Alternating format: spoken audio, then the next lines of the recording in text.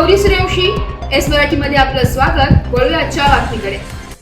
मुख्यमंत्री देवेंद्र फडणवीस यांच्या हस्ते मुंबई बँकेच्या आर्थिक सहाय्याने चारकोप श्वेतांबरा सहकारी गृहनिर्माण संस्थेच्या स्वयंपूर्ण विकसित प्रकल्पाचे उद्घाटन व चावी वाटप कार्यक्रम मुंबई येथे पार पडला। यावेळी मुख्यमंत्री फडणवीस यांनी उपस्थितांना संबोधित केले। आजचा दिवस स्वप्नपूर्तीचा असल्याने सांगत मुख्यमंत्री देवेंद्र फडणवीस म्हणाले की स्वयंपूर्ण विकासामुळे मुंबईच्या बाहेर राहायला जाण्याची वेळ आलेल्या मराठी माणूस आणि मध्यमवर्गीयाच्या मनात आशेचा किरण निर्माण झालाय। आपल्याही जीवनात परिवर्तन घडू शकते हा आत्मविश्वास तयार झालाय।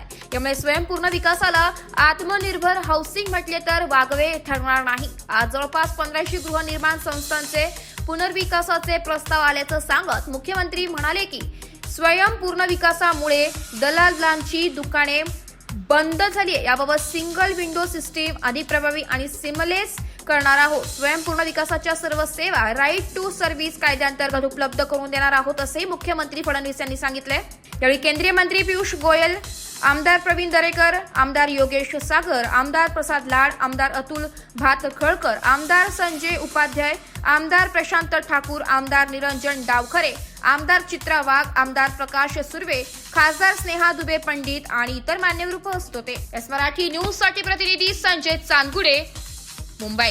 अशाच नवीन ताज्या घडामोडी जाणून घेण्यासाठी आमच्या एस मराठी न्यूज चॅनलला लाईक करा, शेअर करा, सबस्क्राईब करा आणि बेल आयकॉनला क्लिक करायला विसरू नका।